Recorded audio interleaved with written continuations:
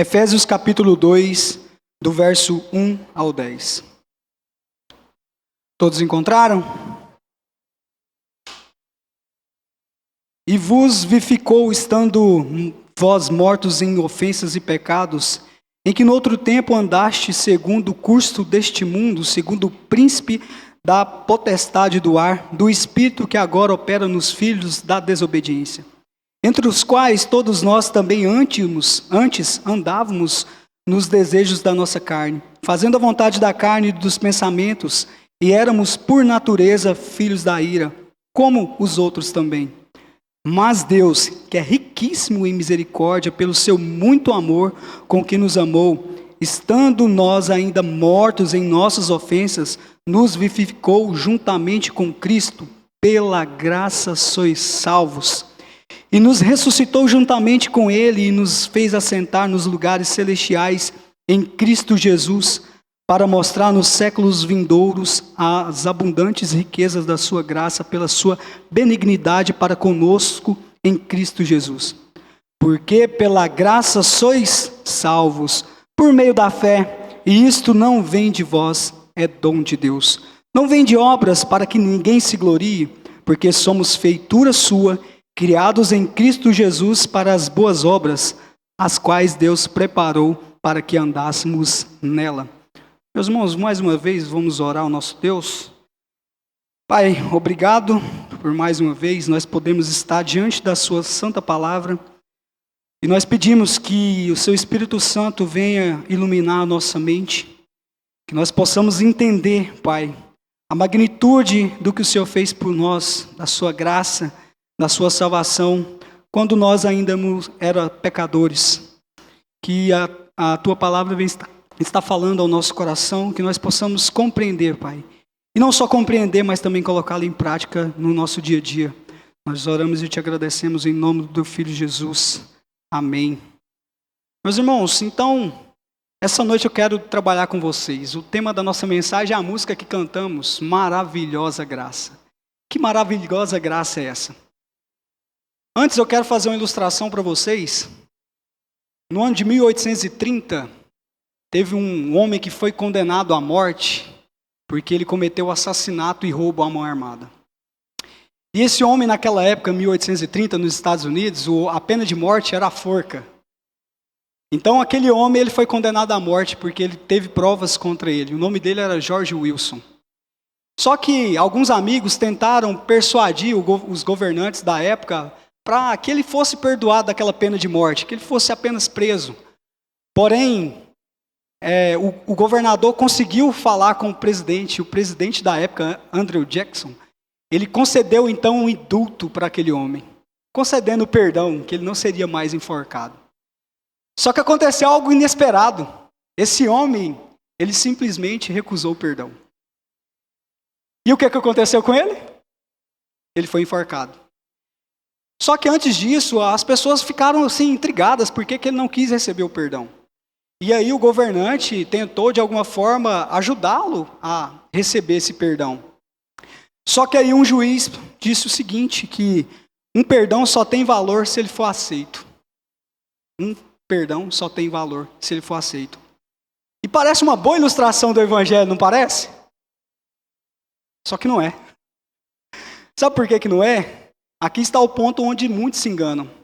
Pensam que o pecador, como George Wilson, trazendo para a nossa área espiritual, ele tem alguma escolha de aceitar ou não aceitar o perdão. Nós vamos ver, como nós lemos no capítulo 2, que o homem por si mesmo, ele não tem esse poder. Ele não tem poder nem para aceitar e nem para recusar. O homem natural, ele não está apenas condenado como o George Wilson. Ele está morto em delitos e pecados, que nós vemos no capítulo 2, verso 1. Não é isso que Paulo fala? Ele fala que nós, e vos vivificou estando vós mortos em ofensas. Então, ou seja, um homem por si mesmo, ele não pode crer em Cristo. Ele não pode aceitar o perdão por si mesmo. Deus precisa fazer o que então, meus irmãos? Soprar a vida dele no pecador. Ele precisa abrir os olhos. Paulo, na carta de 2 Coríntios, capítulo 4, verso 4, vai dizer que o Deus deste século cegou o entendimento dos incrédulos para que a luz do evangelho não resplandecesse sobre eles. Então essa é a condição, e Paulo vai dizendo mais. Se o homem não tiver o coração de pedra trocado, ele jamais poderá aceitar o perdão de Deus. Ele está condenado. E quando Deus, então, ele faz isso, ele transforma o coração do homem, tira o coração de pedra e agora coloca o coração de carne, ele abraça esse perdão com lágrimas nos olhos. Ele reconhece que ele é pecador e que ele não merecia isso. Mas por que ele aceita isso? Porque a sua vontade ela foi transformada. E isso é a graça irresistível de Deus. Um dos 5 pontos da nossa tulipe. Então a história de George Wilson, ela nos comove, mas ela só torna uma ilustração do verdadeiro evangelho quando entendemos que se Deus não nos ressuscitar, todos nós ainda continuaríamos sem receber esse perdão. Eu e você, nós estaríamos perdidos ainda. Meus irmãos, então essa história, quando nós olhamos para ela nos choca. Mas para entendermos a profundidade espiritual disso tudo, nós precisamos olhar para o cenário de onde Paulo escreveu a carta. A carta foi direcionada aos Efésios. A cidade de Éfeso, na época de Paulo, era uma das mais influentes da época do Império Romano. Ela era importante, ela estava numa boa localização, uma população numerosa, era o centro de comércio, cultura e religiosidade pagã. E o que tinha nessa cidade, meus irmãos? Uma das 7 maravilhas do mundo antigo. Aí você pensa, nossa, deve ser uma coisa boa, né? É o templo de Diana, Diana dos Efésios. E esse templo era gigante. Se eu não me engano, parece que tinha 127 colunas de 20 metros de altura. E todas elas eram banhadas a ouro e pedras preciosas que foram dadas por reis que eram vassalos do Império Romano. Então era uma coisa magnífica, bonita de se ver. Só que aquilo ali, o culto daquela deusa era misturada com prostituição, misturada com magia e com idolatria. Essa era a maravilha da Diana dos Efésios. Então, recentemente, foram encontrados pergaminhos da época da cidade de Éfeso, que chama pergaminhos mágicos. E nesses pergaminhos há algumas receitas de feitiçaria.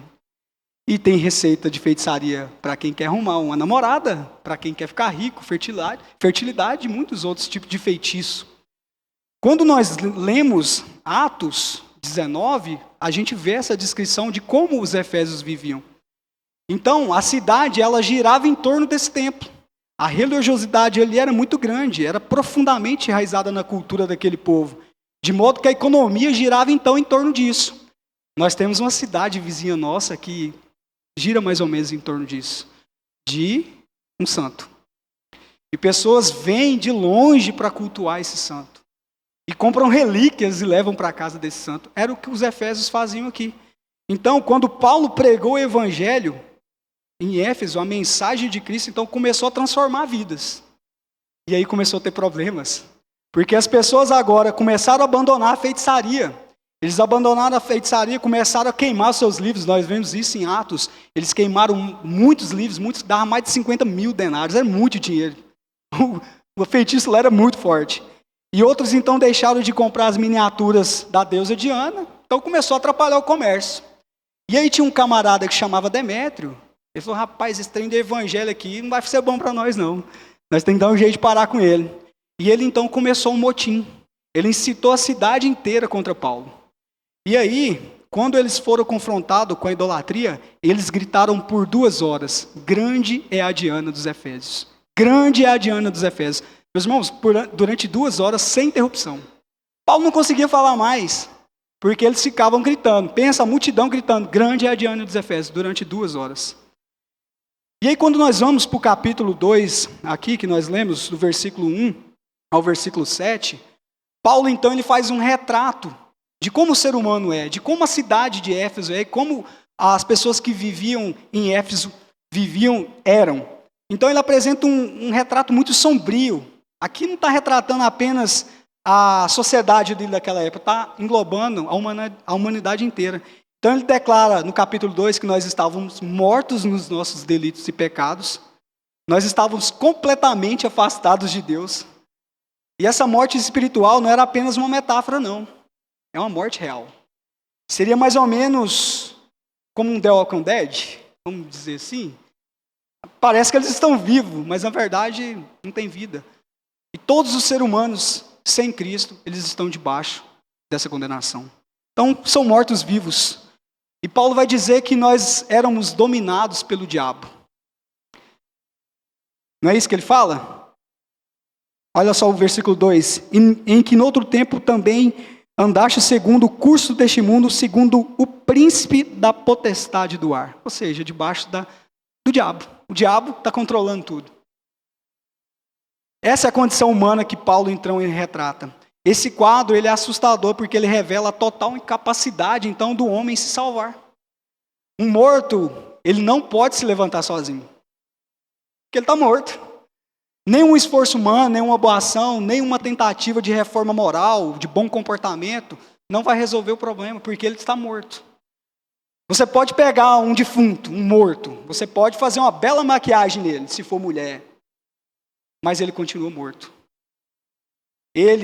Você pode pegar a melhor roupa, o melhor terno, um Armani, um Calvin Klein, vestir o defunto, mas o fedor da morte ainda está ali, porque ele está morto. Ele não consegue por si só. Assim é o pecador sem Cristo. Ele está espiritualmente falido. Ele está sem esperança e incapaz de se reerguer por si mesmo. Só que Paulo ele continua no versículo 4 e versículo 5, ele vai dizer: mas Deus sendo rico em misericórdia por causa do grande amor que nos amou, e estando nós mortos em nossos delitos, nos deu vida juntamente com Cristo. Pela graça sois salvos. Meus irmãos, que maravilha. Entrou um mas aqui. Ou seja, nós andávamos nesse quadro. Agora Paulo falou assim, mas Deus sendo rico em misericórdia. Então Cristo ele nos ressuscita. Meus irmãos, essa graça que nos salvou, então não é um conceito vago. Ela é poderosa e transformadora e exclusiva. Então eu quero mergulhar agora com vocês no versículo 8, 9 e 10. E nós vamos fazer isso em 3 pontos. O primeiro é um dos solas da reforma protestante, sola fide, ou seja, sola gratia, somente a graça de Deus. E essa é uma das declarações mais importantes. Vamos ler mais uma vez o versículo 8 do capítulo 2. Olha só o que diz. Porque pela graça sois salvos por meio da fé, e isto não vem de vós, é dom de Deus. Vamos repetir isso? Porque pela graça sois salvos. Você é salvo por quê? Pela graça, meus queridos.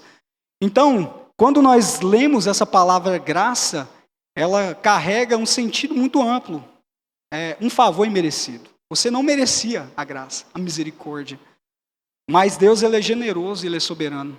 Então o pecador ele não é salvo porque ele foi mais inteligente do que o incrédulo. O pecador ele não foi salvo porque ele foi mais sensível e então escolheu Cristo Jesus. Ele é salvo porque Deus decidiu amá-lo e resgatá-lo. É por isso que eu e você nós somos salvos. A graça não incentiva então para alguém que já tem alguma boa vontade. A graça é um milagre de Deus. Ele está ressuscitando mortos. É isso que Paulo está nos ensinando aqui. Meus queridos, então, diante da cruz de Cristo, nós não temos nada para oferecer. Nada. Absolutamente nada. Nenhum mérito, nenhuma justiça própria. Nós éramos como um cadáver dentro de um caixão. Esse era o nosso retrato. Essa era a nossa realidade. Nós estávamos mortos antes da graça nos alcançar. Nós estávamos sem força, sem esperança e sem resposta alguma. Então o contexto do capítulo 2, ele vai reforçar isso. Mas quando nós lemos no capítulo 1, verso 20, vai dizer, olha só o que o verso 20 diz, o qual exerceu ele em Cristo, ressuscitando dentre os mortos e fazendo-o assentar à sua direita nos lugares celestiais. Meus irmãos, o mesmo poder que ressuscitou Jesus Cristo dentre os mortos é o mesmo poder que Deus usa para resgatar um pecador. Foi o mesmo poder que Ele usou para transformar o meu coração e seu coração e nos dar vida. Ou seja, uma nova criação. Um homem jamais poderia fazer isso por si só, jamais. Ou seja, eu e você, nós não negociamos a nossa salvação. Eu não conquistei ela. Você não coopera em nada com ela. Você não merece a salvação e nem eu. Ela foi dada exclusivamente pela graça de Deus, porque Deus é rico em misericórdia. Jonathan Edwards, ele diz que a única coisa que eu e você contribuímos para a nossa salvação é o pecado, a qual tornou a cruz necessária. Essa é a minha e essa é a sua contribuição para a minha salvação, o pecado. Deus entrou com a graça e nós entramos com o pecado. Que mérito, mérito nenhum nisso. Imagine um mendigo na rua jogado, desfigurado, fedendo, sujo. Então passa um rei numa carruagem. Ele para, olha aquele mendigo na rua, fala assim: ei, vem aqui. Eu vou te levar para casa, eu vou te dar uma roupa nova, eu vou te dar banho, eu vou te dar alimento, e você vai ser herdeiro do meu reino. O que o mendigo fez para merecer? Nada. Nós éramos esse mendigo. Eu e você, nós éramos esse mendigo. Nós não tínhamos nada para oferecer a Deus. Aliás, nós não temos nada de bom para oferecer a Deus. Isaías vai dizer que as nossas obras são como trapo de imundícias. Vocês têm noção do que é um trapo de imundícia? A gente já falou sobre isso aqui. Na época, era um pano da menstruação da mulher.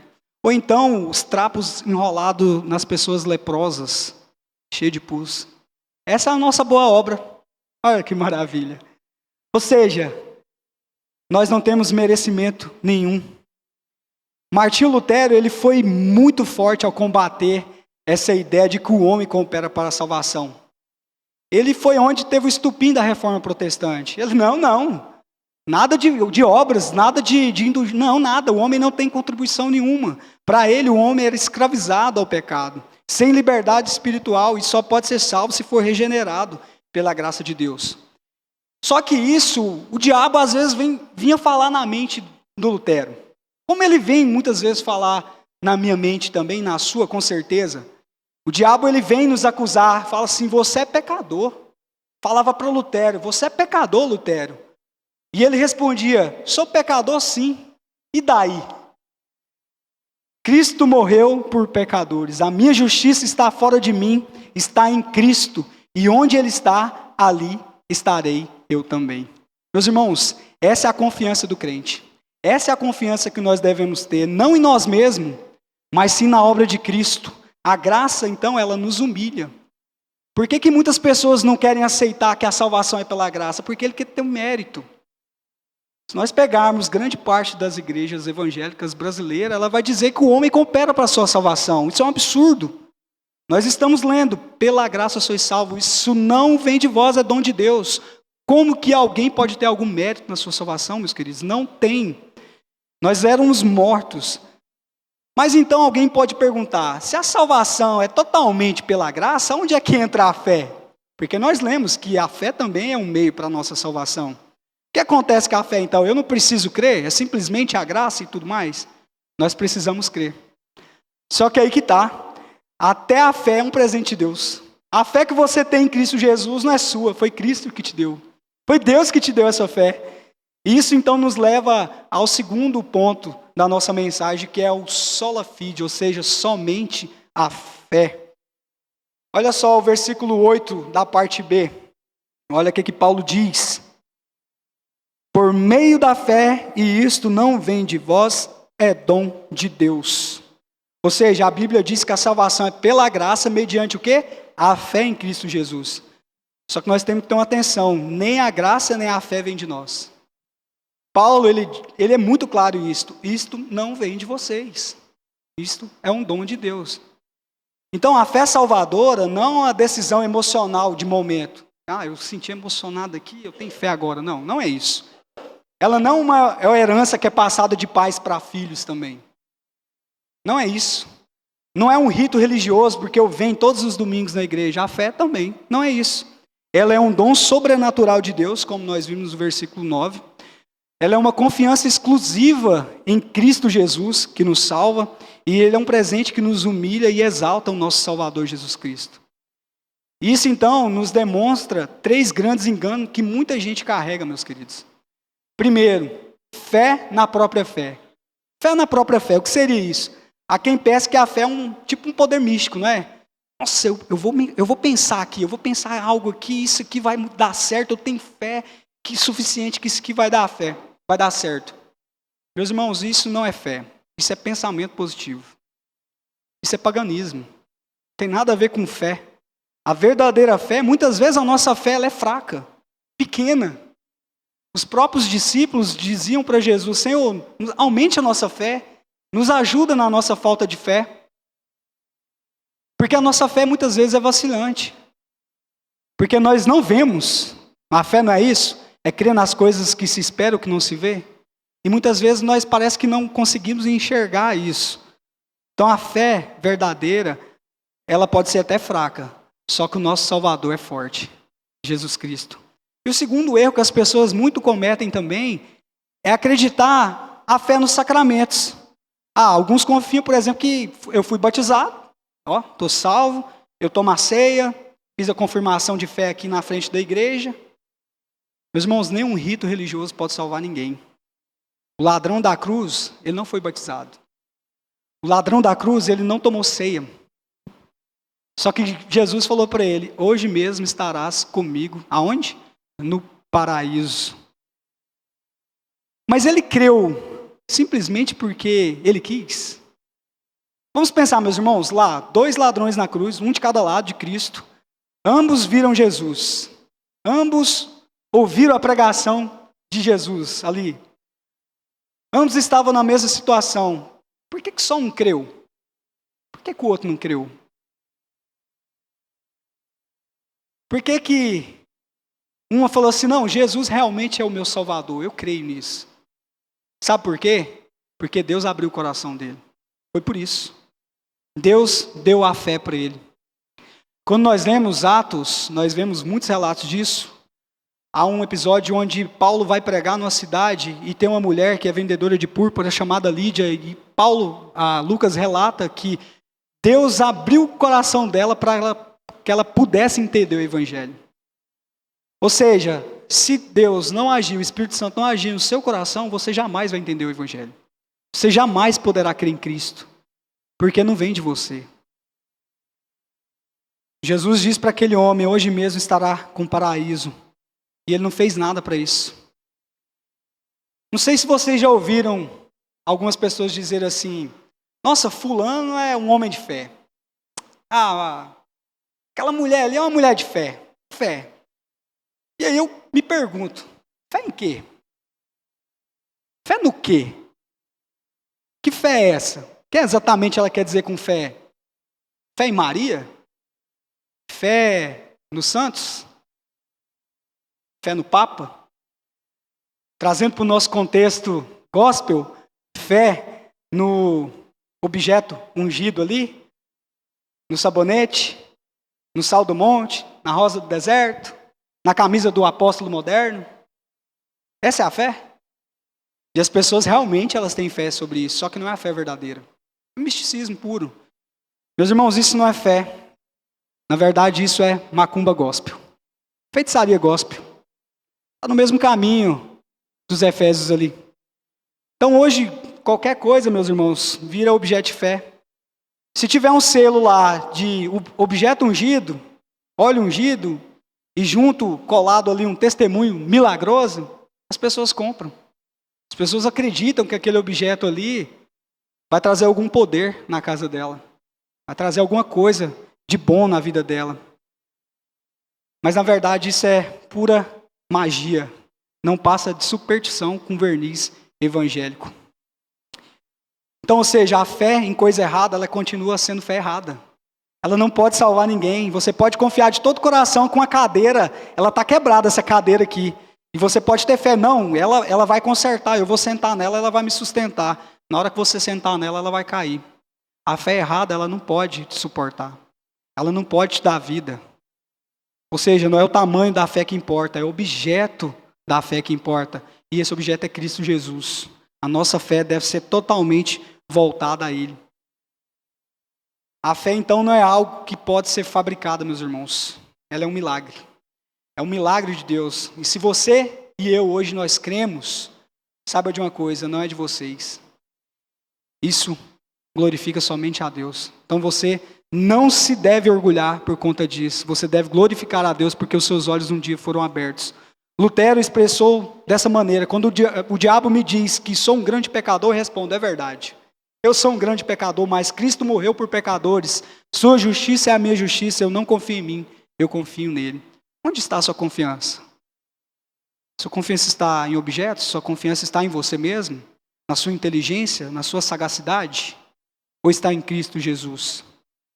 Então essa fé que nós recebemos, meus irmãos, de graça, ela não fica parada. Ela vai trazer resultados, então ela nos transforma, não para sermos salvos agora, mas porque já somos salvos. E isso nos leva ao terceiro ponto. O terceiro sola, o último sola da reforma, soli deu glória. Somente a Deus a glória. Olha só o versículo 9 e 10, vamos ler novamente?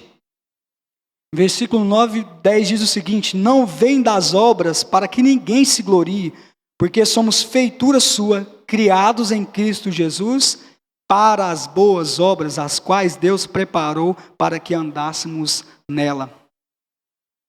Meus irmãos, Paulo fecha esse trecho deixando uma coisa muito clara para nós. Nós não somos salvos por obras. Você não é salvo pelo que você faz, mas nós somos salvos para fazer boas obras.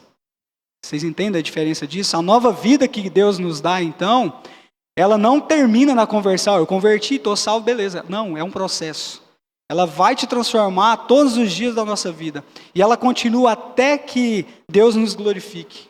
Até que nós nos tornamos semelhança de Cristo Jesus. Então nós devemos observar, nós não somos salvos porque fazemos o bem. Nós fazemos o bem porque nós somos salvos. Deus, Ele nos recriou. Ele nos fez nova criatura. Nós somos agora feitura dEle, como nós lemos. E Deus agora, como um artista que esculpe uma obra-prima, e interessante, a gente não gosta muito de falar a palavra grega, mas a palavra grega aqui fala poema, que é a mesma palavra poema, ou seja, você é uma obra de arte de Deus.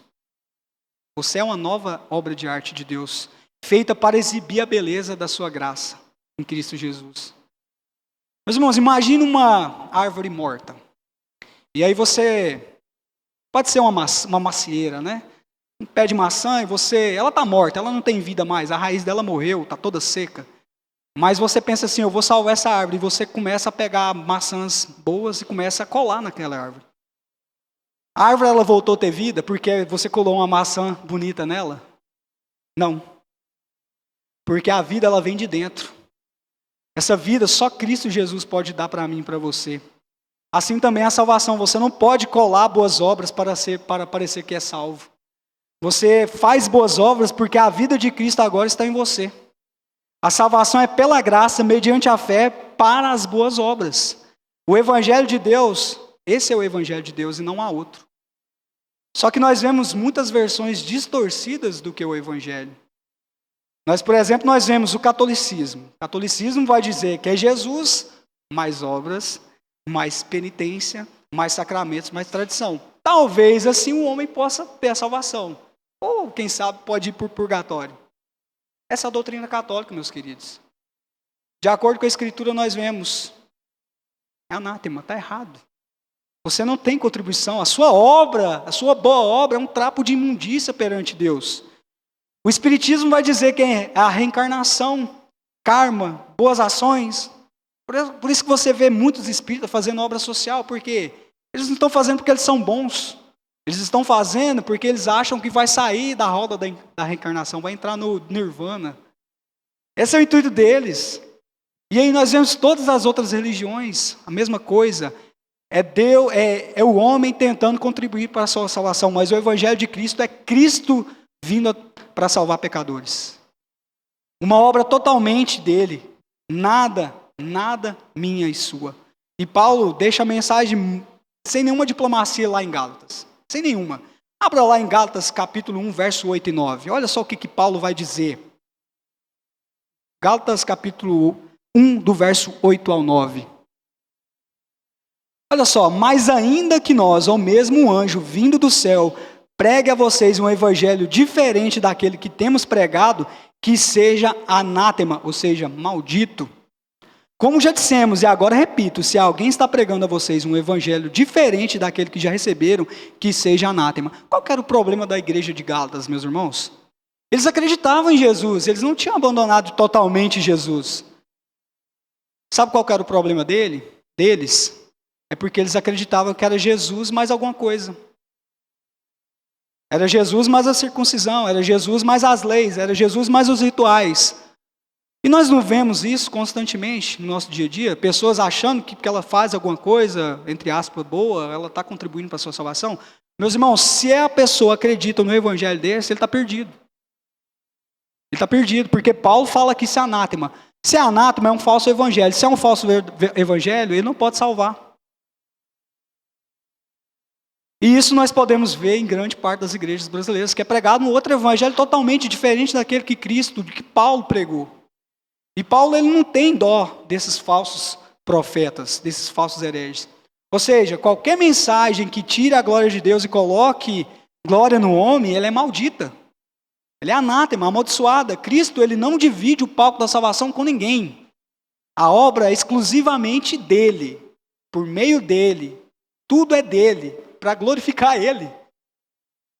É essa a mensagem do evangelho. Não é Jesus mais obras, não é Jesus mais merecimento, não é Jesus mais batismo, tradição, esforço, emoção. É Jesus somente pela graça, por meio da fé, para a glória de Deus.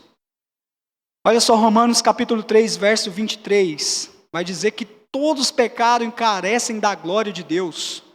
Sejam judeus, sejam gentios, ninguém será salvo pelo mérito próprio, meus irmãos. Não há como merecer o favor de Deus com base em nossa moralidade. A nossa religiosidade. Eu venho todo domingo na igreja. Ou eu faço boas obras. Eu faço parte agora do projeto Vida. Estou ajudando. Não, isso não vai influenciar nada na sua salvação, meus irmãos. Salvação você recebeu pela graça. Não é porque você está trabalhando na igreja que você vai merecer alguma coisa. Todos quebraram a lei de Deus. E se Ele não nos salvar por meio do Evangelho, nós estamos perdidos para sempre. É o retrato que Paulo fez da humanidade no capítulo 2, no início desse capítulo. A nossa justiça ela é insuficiente. Ela é insuficiente. A salvação ela não vem de nossos esforços, mas unicamente da misericórdia de Deus. Unicamente dele. Cristo veio ao mundo, ele cumpriu tudo. As promessas divinas, então, aplicadas a nós através da cruz. Ele tomou sobre si o castigo que era para nós. Ele morreu pelo meu pecado, pelo seu pecado. Ele sofreu em nosso lugar. Para que Deus pudesse, então, justificar eu e você e adotarmos como filhos. O Evangelho, então, é a boa notícia, meus irmãos, de que Deus salva pecadores, o qual eu era o pior. O pior dos pecadores. E pela graça de Deus, Ele me alcançou um dia. E espero que também, pela graça de Deus, Ele tenha te alcançado também. Não importa quão longe, meus irmãos, você tenha ido com o seu pecado. Não importa. Cristo, Ele veio então para os mortos, para os doentes. Ele não veio para o são. Ele veio para aqueles que reconhecem que são perdidos. Se você hoje então reconhece a sua condição de pecador, meus irmãos, clame a Deus. Senhor, tem misericórdia de mim. Entrego a minha vida a Ti, Jesus, meu Salvador. Meus irmãos, Ele não te rejeitará. Ele não vai te rejeitar. Ou seja, Deus, Ele não te salvou, meus irmãos, também apenas para te tirar do inferno. Ele te salvou para manifestar a vida dele na sua vida. A sua vida agora deve glorificar a Deus. O mundo precisa ver a luz de Cristo brilhando em você. Aí eu pergunto a vocês, a luz de Cristo tem brilhado em vocês? Vocês têm sido testemunhos vivos de Cristo Jesus por onde vocês têm passado ou vocês são como qualquer outra pessoa? Não há diferença nenhuma entre o evangélico e o não evangélico. Nos comportamos iguais, nos vestimos iguais, nós falamos iguais. O Evangelho de Cristo tem brilhado em nós, meus irmãos. Se Ele te salvou para manifestar a sua glória. Que possa essa graça maravilhosa resplandecer sobre nós. Não é para as pessoas olhar então e falar assim, nossa, como o Gabriel é maravilhoso. Nossa, ele é muito bom. Não. É para que as pessoas vejam como o Gabriel era agora e fala assim, como Deus transforma pecadores. Nossa, como era o Cláudio antigamente e como ele é hoje. Como ele transformou aquele miserável na pessoa que ele é hoje. O Evangelho tem que glorificar a Deus, meus irmãos. Ele transforma pecadores em santos. Então você foi salvo para andar em obras que Deus mesmo preparou de antemão para nós. Nós lemos isso. Isso significa que a sua vida não é sem propósito. Você não está aqui por acaso. Não importa, meus irmãos, o que você faça durante o seu dia. Seja lá lavando uma louça, seja criando filhos, ou estudando, ou evangelizando, ou trabalhando. Você faz tudo como quem foi salvo pela graça para viver para a glória de Deus.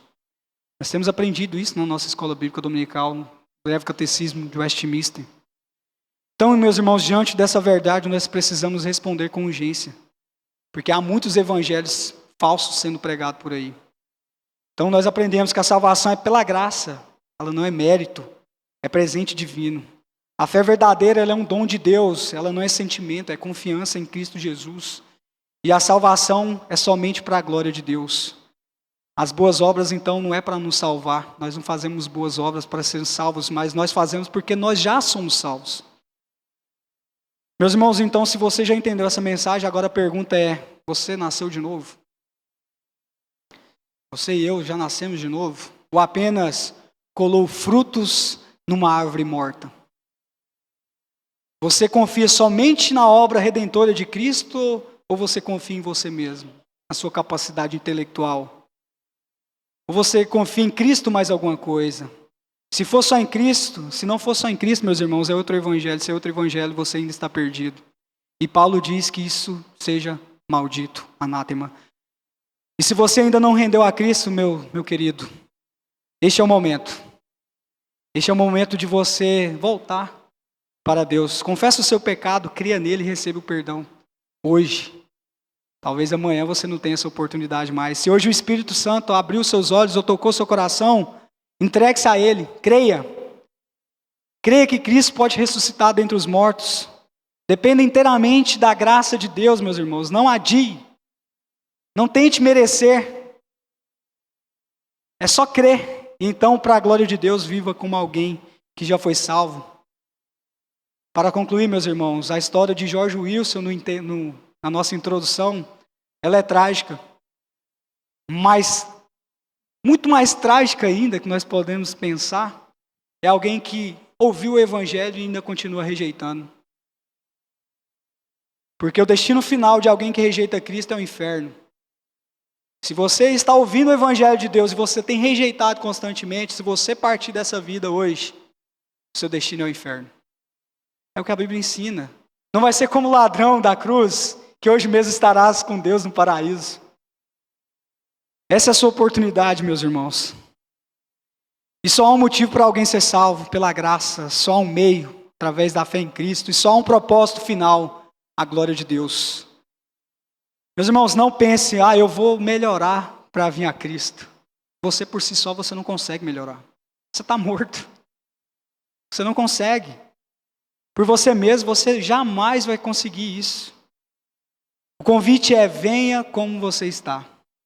Olha só, Isaías capítulo 55, verso 1 vai dizer: ó vós todos os que tendes sede, vinde às águas, e vós que não tendes dinheiro, vinde comprar e comei, vinde comprar vinho e leite, sem dinheiro e sem custo.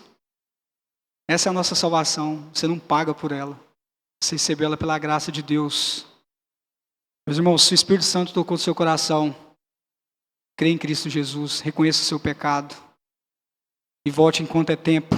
Você agora é um poema de Deus vivo e escrito com o sangue de Jesus Cristo, para a glória de Deus. Como diz o breve catecismo de Westminster, qual é o fim principal do homem? O fim principal do homem é glorificar a Deus e gozá-lo para sempre. Sola gratia, sola fide, soli deo glória. Vamos colocar de pé, vamos orar?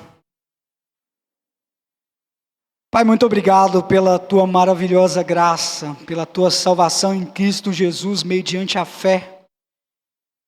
Pai, nós sabemos que nós não somos merecedores de nada. As nossas boas obras não passam de trapo de imundícia, Senhor. Se não fosse a sua misericórdia nos alcançando, Pai, o que seria de nós, pecadores? Onde nós estaríamos, Pai? Quantas pessoas nós vemos diariamente morrer para ir para o inferno porque negam o Senhor? Pai, tenha misericórdia da nossa vida, Senhor. Transforma o nosso coração. Que a tua graça e a tua misericórdia venham estar sobre nós. Pai, nós oramos para aquelas pessoas que estão perdidas, que ainda não aceitaram o Senhor na sua vida. Pai, tira o coração de pedra neste momento e transforma em coração de carne, Pai. Que a tua graça venha estar alcançando essas vidas. Quantas pessoas que nós amamos, que nós vemos partir desse mundo sem Cristo, Pai. Isso nos fere, isso nos mata por dentro, porque nós sabemos que a condenação eterna é terrível. Que o fogo do inferno ele jamais se apagará, Pai. Que o verme jamais morrerá e o sofrimento jamais passará, porque nós estaremos separados de vez do Senhor. Que o Senhor possa, Pai, estar cada dia nos fortalecendo a nossa fé. Mesmo quando nós nos fraquejamos, quando nós pecamos diante do Senhor. Que o Senhor possa, Pai, estar transformando a nossa vida para a glória e honra do Teu nome. Em nome do Teu Filho Jesus. Amém. Meus irmãos, podem se sentar. É impossível